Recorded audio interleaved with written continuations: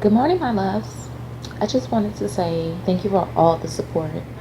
Don't forget that my t-shirt collection is also featured on Funfire, and you can find that in the description below. If there's anything you want to say, contact me for any such reason. I will leave all of my contact information also in the description below. Um, there are also new cases that I want to dive into. If you have anything that you would like me to research more, I will be happy. Just give me a little DM.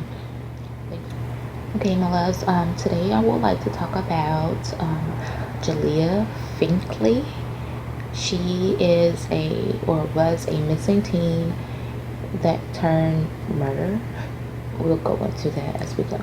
Jalajhia was a member of the Massa P Wampum tribe. Sorry if I said that wrong.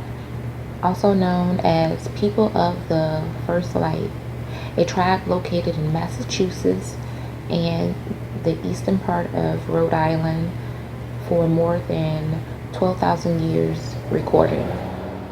This tribe was recognized in 2007. Their headquarters is located in Massapequa on Cape Cod.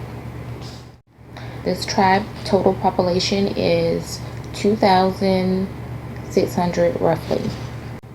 Jalajhia went missing from her mother's residence where her and her mother shared in New Bedford. The 17-year-old was reported missing by her mother, Amanda Costa. Jalajhia was reported missing a day before her 18th birthday. Within that day, she was also scheduled for a medical procedure to be done in Boston. However, she disappeared. According to the arrest report that was initiated after all of this had taken place, Jalajhia was 17 years old. She turned 18 years old the next day, and she also was 5 months pregnant.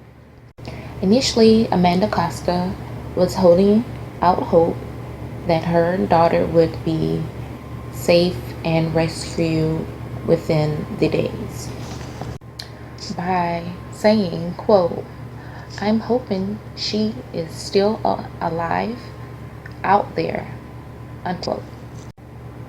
Further saying, "She can see me right now and find her way home. That's what I'm hoping," unquote. Sources told that law enforcement was still looking for Jalajhia across the nation, and her whereabouts at that time was still unknown. Sources further said that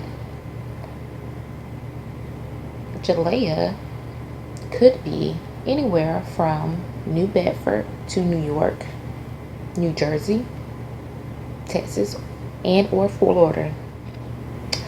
A arrest warrant, which I mentioned earlier, was obtained by the police for one Mr. Barboza, who was 20 years older than Jalajhia.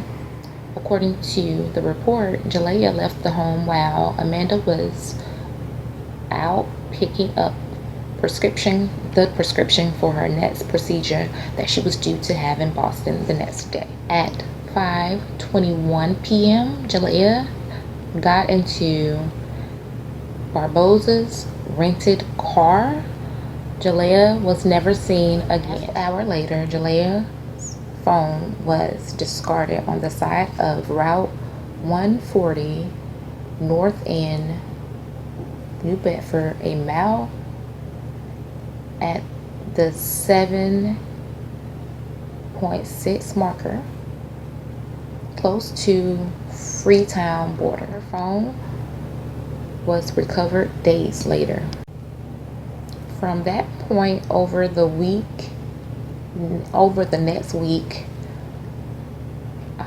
Barboza, aka Louis cell phone was turned on and off. Authorities used his cell phone information, license plates reader, to manage to locate one Mr. Barbosa. It appears Barbosa spent that night at a highway rest stop in Woodbridge and Cherry Hill, New Jersey. The next day, he drove north to New York City, where his car was picked up in the Lincoln Tunnel.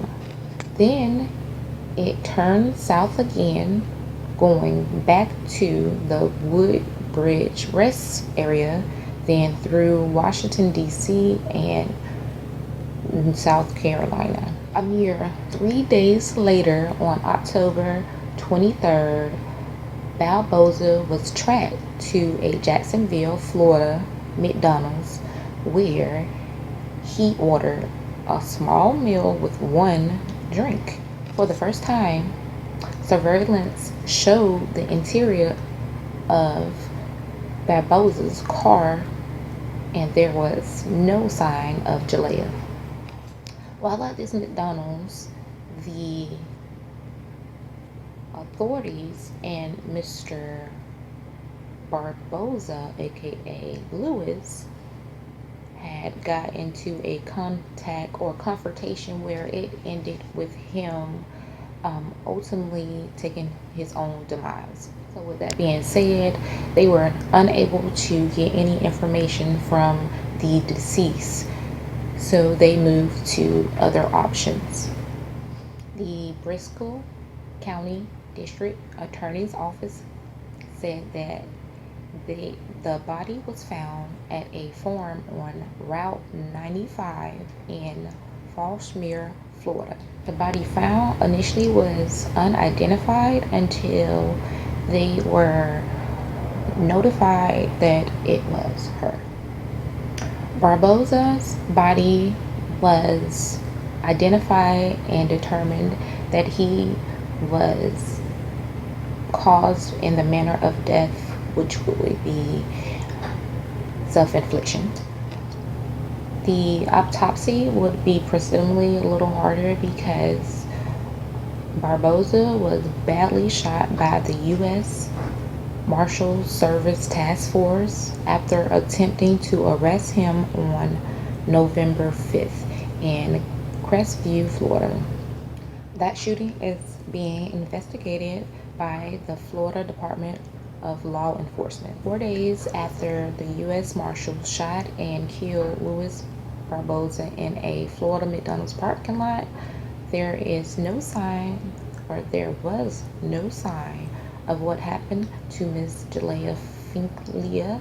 However, 3 days later, within that time, they actually found her, and they had said that the authorities believed that Barbosa kidnapped her on October 20th and killed her between the times of October 20th and October 23rd or 24th, or allegedly.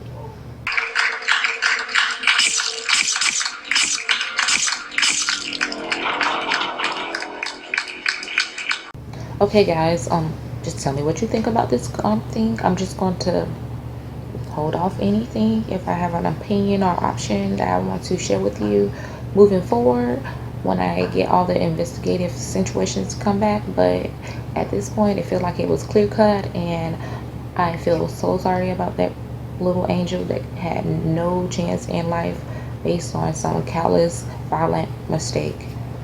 Have a great one, my loves.